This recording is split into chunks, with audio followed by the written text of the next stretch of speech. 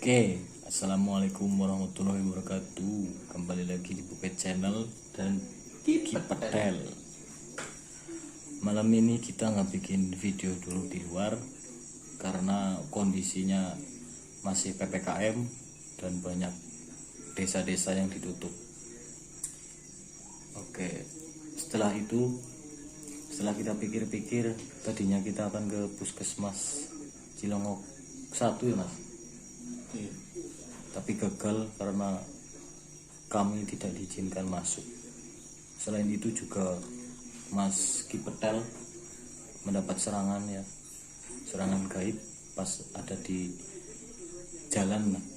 Akhirnya kita memutuskan untuk kembali dan kita membuat video di rumah tentang reaksi-reaksi saya dan Kipetel selama membuat video malam ya, video pencarian misteri, penguak misteri atau jalan-jalan malam. Terutama kemarin pas kita melakukan penarikan saat benda pusaka tempurung penyu ya, itu mendapat serangan yang cukup membuat kita sedikit shock. Takut sih bukan ya, tapi shock. Terutama Mas Kipetel ini selalu dimimpiin ya, ketika kita pulang dari jelajah malam selalu dibawa mimpi. Kesan-kesan Mas Kipetel selama ikut penelusuran malam itu gimana? Apakah seram atau biasa saja? Apakah ada settingan atau tidak? Silahkan dijelaskan menurut versi Mas Kipetel. Santai saja, kita ngobrol-ngobrol santai sambil ngopi. Monggo.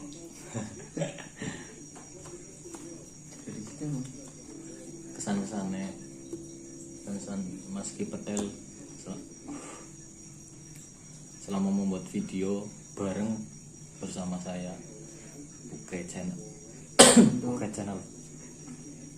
Kesannya selama penelusuran bersama Mas Bukit Channel ya seperti biasa, namanya juga jalan-jalan malam, ada yang seram, ada yang tidak, ada juga hal-hal yang konyol ya, kita lewati, jalani terus. Namanya juga usaha untuk YouTuber pemula, pantang ya, menyerah, terus membuat sampai sukses insya Allah, amin. Apakah benar ketika saya dan Kipetel ini pulang selalu merasa diikuti sampai rumah?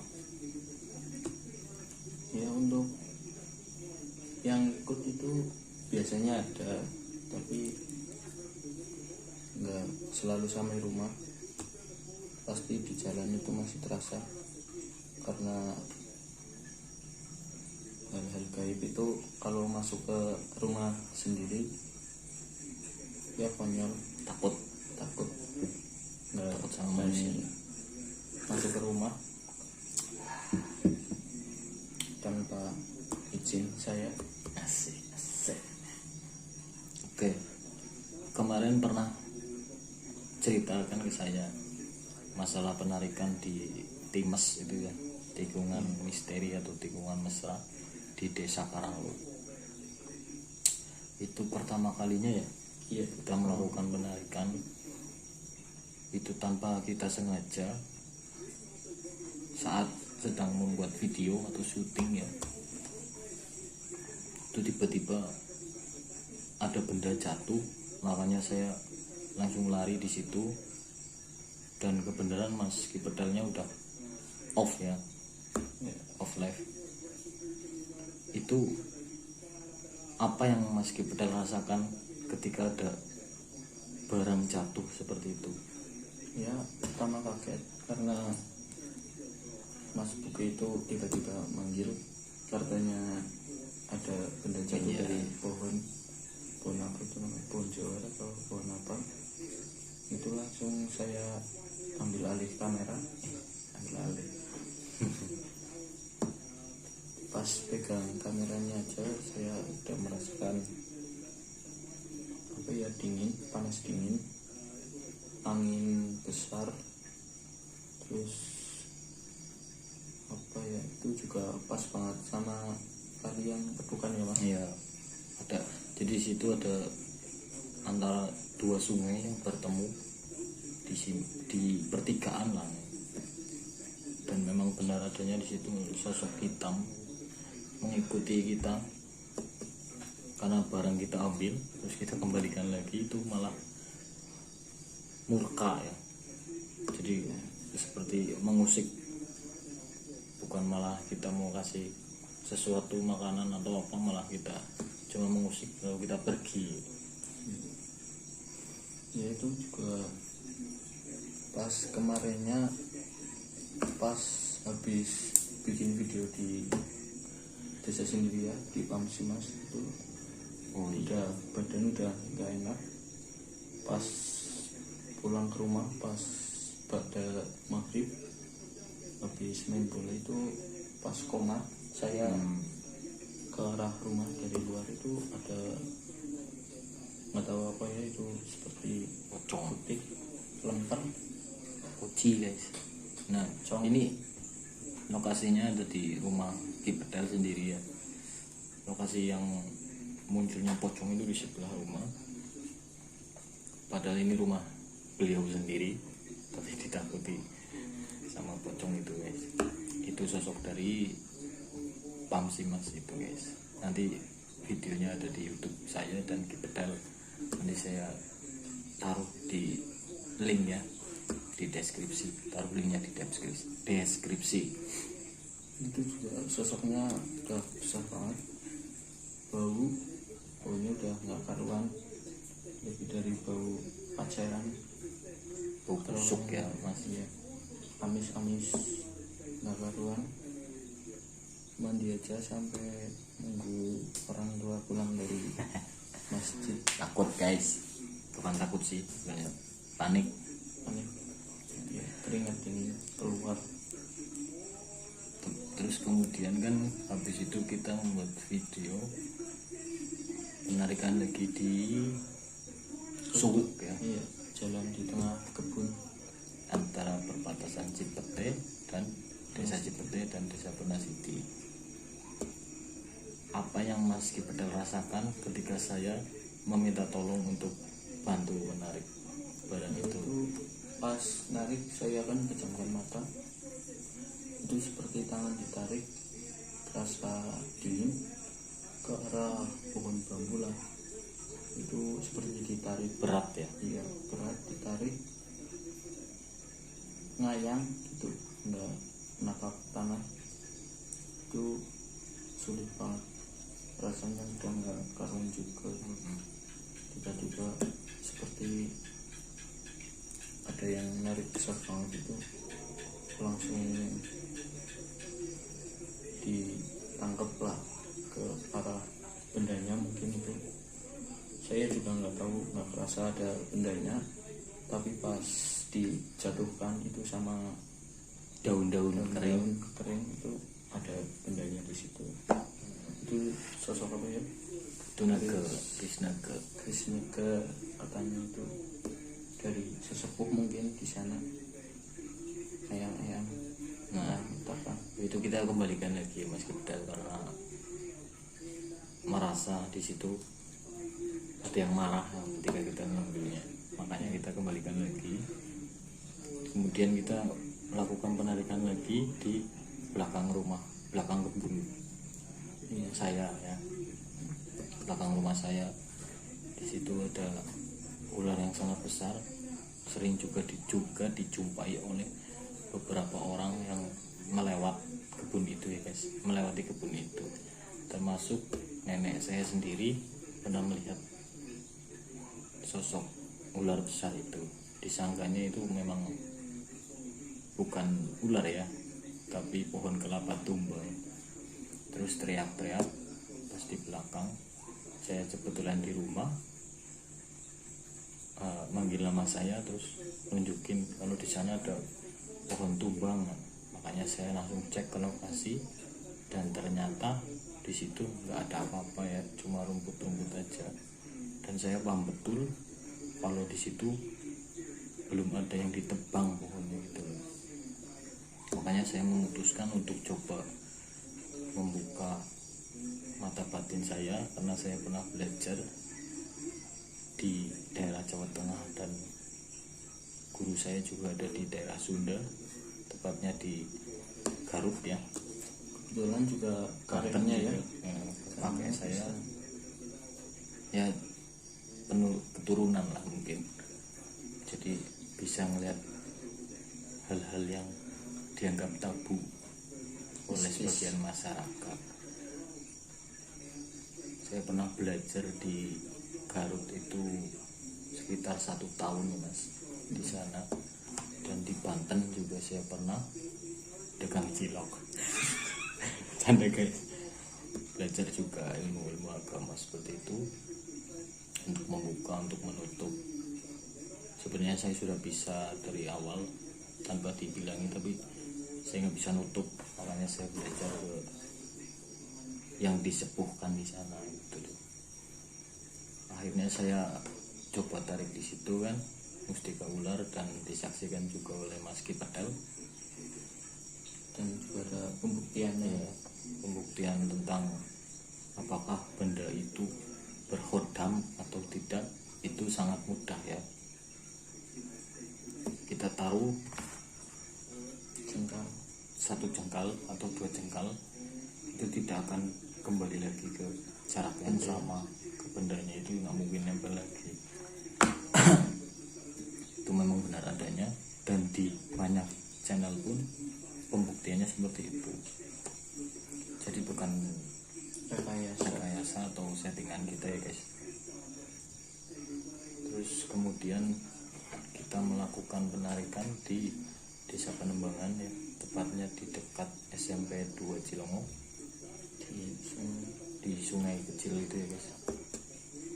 Kan di ujungnya itu adalah apa namanya ya mas, bendungan lah ya bendungan. Di atasnya itu pertigaan lagi lah, pertigaan sungai. Nah waktu jalan kita merasakan energi yang cukup besar, makanya kita memutuskan untuk tengok ke sana. Nah kebetulan kita berdua selalu dari awal, mungkin kita sempat bertiga, berempat, tapi akhirnya kita memutuskan kita berdua aja lah. Kita jalan ke sana. Setelah beberapa menit energinya cukup besar dan tertarik gitu ya, depan belakang seperti mengecoh ya, mengecoh konsentrasi kita. Sampai banyak bau-bau ya, bau-bau di situ, wangi mawar, bunga kantil, wangi apa lagi ya mas kemarin, kamboja ini tercium oleh kita. Namun sosoknya itu belum mau menampakkan ya, jadi entah takut ke kita atau gimana, atau energinya kurang besar ya, jadinya hanya sebatas suara-suara saja dan bau-bauan saja, belum ada sosok yang bisa kita tangkap di kamera. Mungkin di mata telanjang kita bisa melihat, tapi untuk di kamera itu susahnya minta ampun, apalagi jarak pandangnya ya cukup pendek gitu. Nah di situ di live streamingnya Ki Petel juga sudah ada videonya, di YouTube saya juga ada videonya, silahkan ditonton, nanti ditaruh di deskripsi linknya ya. Perasaan Ki Petel setelah penarikan tempurung bulus itu gimana, karena tempurungnya kita jujur saja kita bawa pulang, masih ada di rumah. Apa yang Mas Ki Petel rasakan ketika barang kita bawa rumah, apakah di apa ya, di bawah mimpi atau gimana itu mas? Ya, untuk setelah penarikan itu yang terakhir kemarin ya, rasa itu merinding terus ya, sampai sekarang juga masih kepikiran karena seperti ada yang marah ya. Iya betul. Memang setelah kita pulang ya, iya, itu sempat diikutin juga. bener-bener berjalan. Oke, tadi sedikit gangguan ya, live streamingnya tiba-tiba mati, live streamingnya kameranya tiba-tiba mati. Kembali lagi dijelaskan tentang tadi kita pulang itu banyak sekali gangguannya, pohon tumbang lah, suara-suara itu banyak sekali. Itu juga berangkat pakai ban bocor Ya, kita berangkat banyak bocor di tengah perjalanan ya. Cuma kita nggak videoin. Itu tepatnya di jembatan Panambangan di atas rel, itu di selatan lapangan. Di situ juga ada sosok bayangan lah Iya. yang muncul, Nah, tapi nggak sempat kelihatan. iya betul. Sebenarnya yang lebih sering mendapatkan penampakan itu di petel dibandingkan saya. Makanya ketika di pedal selalu bilang, mas ini di sini ada, itu selalu saya datang walaupun di kamera saya nggak kelihatan ya. Sosok-sosoknya itu lebih sering muncul di videonya Mas Ki Pedal itu. Entah bayangan, suara, lebih Atau jelas mata yang hitam-hitam ini Mas, sering sekali ya. Nah, pas di video yang penarikan tempurung itu saya sedikit menyinggung tentang masa lalu ya, masa lalu Ki Pedal, Mas Ki Pedal ini. Tentang dulunya itu pernah mengikuti kuda lumping ya, aliran kuda lumping, aliran kuda lumping senian ya, dan pernah sepengetahuan orang tua juga. tanpa izin dan sepengetahuan orang tua.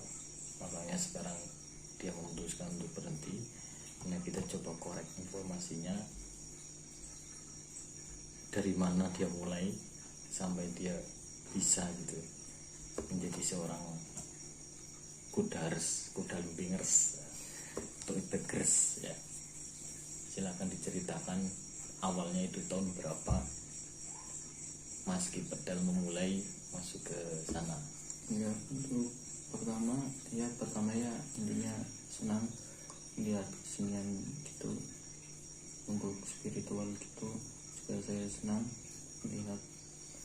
Ya, untuk pertama main lah sama teman-teman ya adalah di daerah sini, itu pas kelas 9 lah, pertengahan SMP ya berarti ya. Masih SMP guys. Pas banget dengan ulangan-ulangan gitu saya terjerumus tuh. Ya, pertama ya aneh juga kenapa saya bisa ikut gitu, nggak tahu kenapa. Mungkin ajakan dari teman atau Ya, dari diri sendiri. Diri sendiri lah Mas. Diri sendiri. Iya, diri sendiri tuh, sama temen SMA juga ada tuh berenam, satu persatu keluar lah. Berarti itu sebuah komunitas ya, Iya, sebuah komunitas. yang terdiri dari Ya, mungkin lebih dari 10 orang ya, iya ada. lebih dari 10 orang. Dan yang komunitas juga itu perkumpulan lah. Ya kayak ya perkumpulan kesenian lah, Iya. seniman-seniman kuda lumping. Nah, di situ jenengan berarti sama Mas Supri ya, Iya Mas. sama Mas Supri sama Mas Denok yang dari desa Cikitang itu. Itu kalau boleh tahu di mana ya, jangan disebutkan tempatnya nggak apa-apa, tapi ada satu gurunya ya, Iya, terus satu gurunya guru etik ya, udah terkenal, udah udah senior lah ya, termasuknya di sini. Tapi karena kondisi sekarang PPKM, jadi jarang sekali ada pertemuan ya. Pentas seninya juga udah langka ya di sini. Kan biasanya pesta seni itu diadakan ketika ada hajatan lah, ataupun peringatan hari raya atau 17 Agustus itu biasanya sering sekali diundang ke desa Cikitang. Nah, kebetulan Mas Ki Pedal juga pernah turun langsung ya di desa Cikitang. tepatnya di lapangan itu. Nah, perjalanan sebelum menjadi seorang ipek itu apa saja yang dilewati? Ya, pertama itu bersih diri ya. Bersihkan diri ya, Ya, pastinya itu saya paling mandi ya. bukan indang-indang yang beli itu, hodam-hodam beli. Saya Jadi beli alat hodamnya itu tidak beli hodam guys, ya, saya asli cari dari sendiri, ya, datang sendiri ke badan saya. Itu saya puasanya berapa lama itu mas?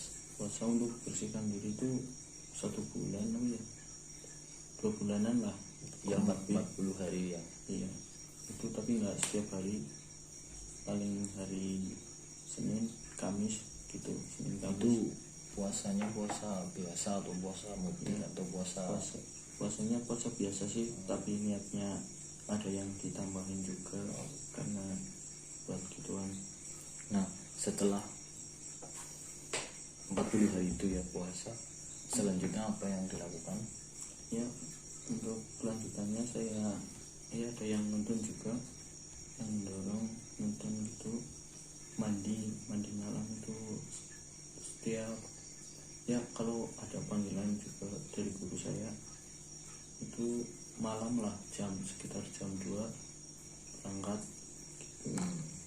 nggak boleh tidur juga. Oke, kembali lagi, kameranya mati sendiri ya, Banyak gangguan. ini gangguan ini. Nah, kita lanjutkan lagi ngobrol-ngobrol tentang pedal yang memasuki dunia ipek ya. Jadi setelah puasa 40 hari ini, meski pedal dituntun oleh gurunya itu untuk mandi di tempat ya, Iya, di lokasi-lokasi sungai itu yang terkenal angker dan terkenal dengan pedokan, kali pedokan itu, atau pertemuan antara beberapa sungai, 3 atau 4 sungai. Jadi itu dilakukan ketika sudah 40 hari. Dan dilakukan berapa kali untuk mandinya itu mas? Untuk mandinya itu sekitar 7 kali. 7 malam berarti ya? Iya, 7 malam itu enggak setiap hari, itu setiap hari-hari Tertentu. Malam biasanya malam-malam sakral ya, yang dianggap ini ya mas, seperti malam Jumat Kliwon, malam Selasa Kliwon ya, sama pas waktu lahir. oh pas hari kelahiran guys. Jadi di Jawa itu ada, ketika kita lahir di hari Senin, Selasa, Rabu itu ada Jumat Kliwon lah, setua gila begitulah di kejawen itu ya. Nah setelah itu, setelah mandi 7 malam, apakah sering banyak terjadi gangguan ketika mandi itu, gimana itu mas? Iya, pas mandi jelas, karena itu nggak ditemani sama gurunya. Sendiri berarti? Iya, Sendiri guys, berani sekali itu. itu ditinggal sekitar 1 kilometer lah dari tempat Pemandian itu ya. Ditinggal itu sendirian ya, banyak cobaan juga, seperti terpleset, itu tiba-tiba jatuh, entah apa itu, kesasar lah namanya. Nyasar ya? Tidak boleh bawa baterai center lah, nggak boleh bawa, itu cuma bawa itulah seperti sesajen. Kemenyan ya, kemenyan.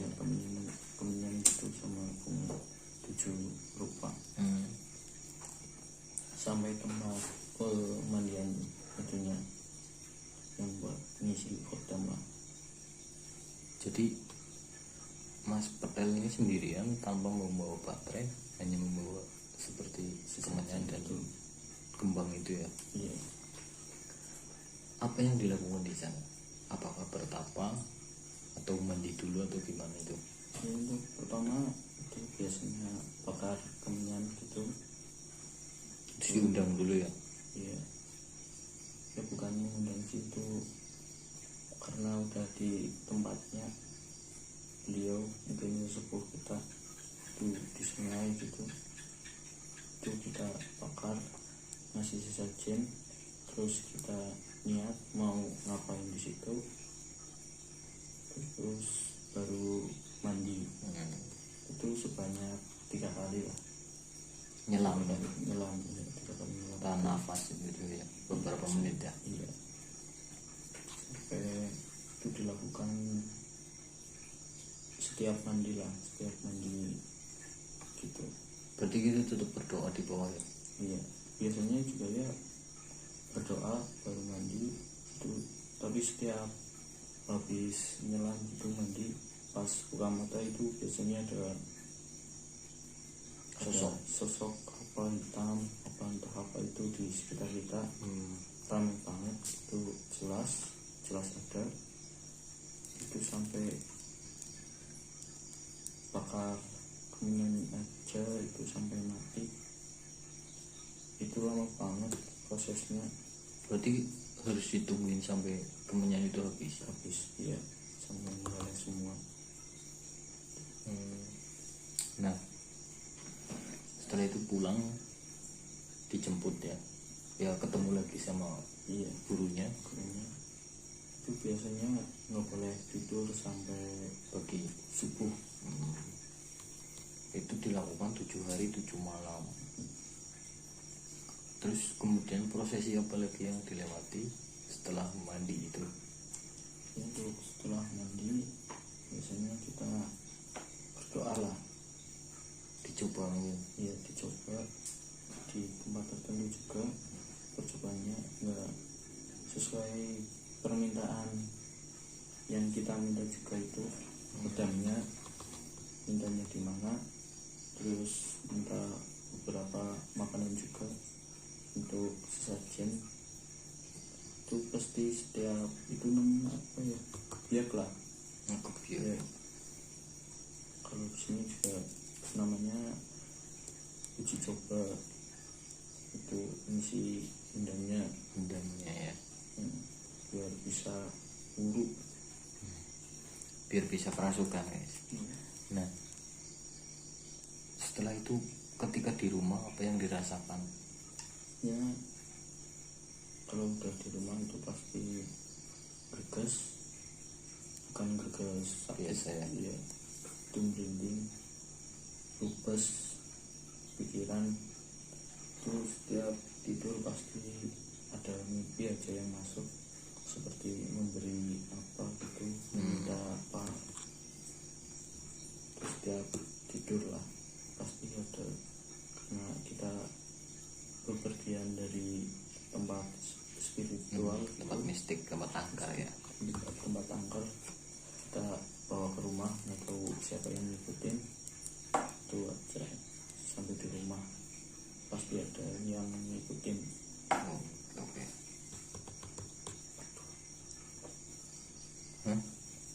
Tuh.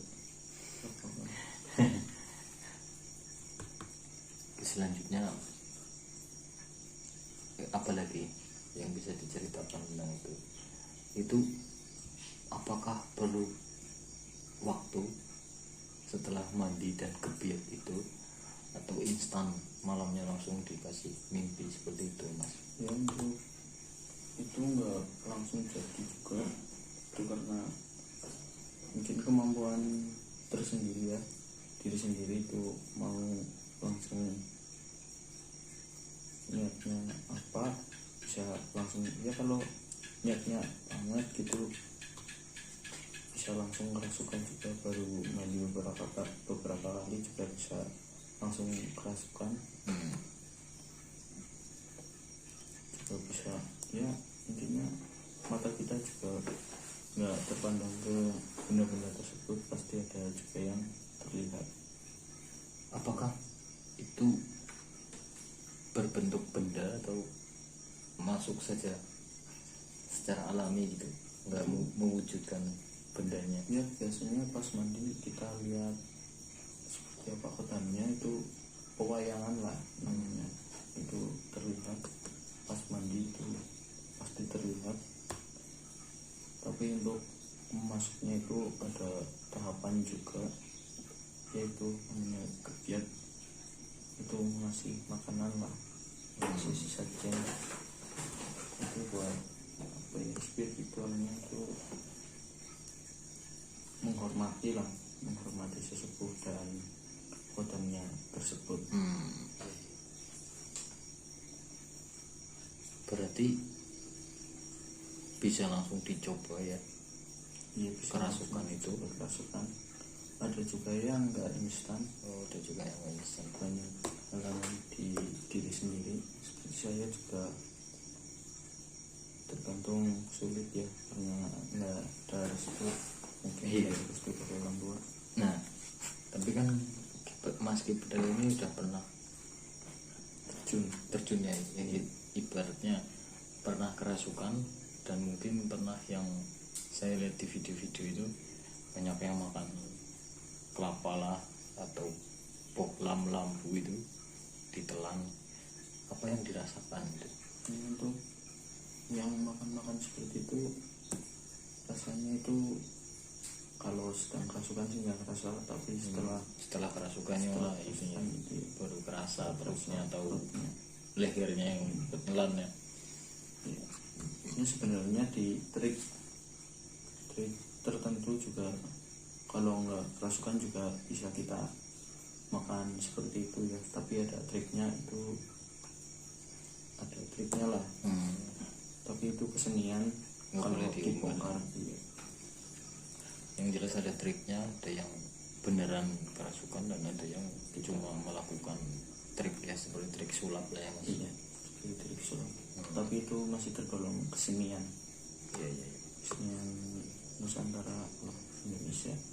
Oke, mungkin cukup sekian dulu perbincangan malam ini bersama Mas Kipedel.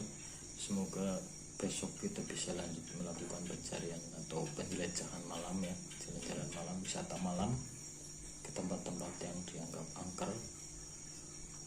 Mungkin besok akan ada video dari saya dan Kipedel yang berada di puskesmas itu, karena saya pernah mengantar temannya ketika jatuh pas sepak bola dan kakinya itu tergelincir, patah ya, ada yang lepas lah ininya dari persendian itu.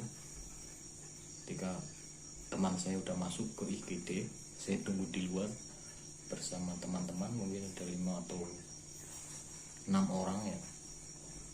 Saya duduk, nah itu ada sosok besar yang menghampiri dan jelas di situ bilang kalau dia itu pengen ikut saya gitu.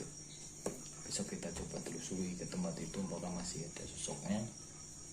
Saya sampai pingsan itu 2 kali pingsan, akhirnya dibawa pulang oleh teman saya dan membuat orang-orang di situ panik. Sebelum ada COVID itu guys, mungkin kalau sekarang bisa di COVID kan. Saja ya. Oke, cukup sekian dulu video dari saya dan Kipedel. Kita akan upload di video kami di Bukit Channel dan Kipedel. Terima kasih sudah menonton video yang gak jelas ini atau ngobrol-ngobrol santai ini. Terima kasih. Wassalamualaikum warahmatullahi wabarakatuh.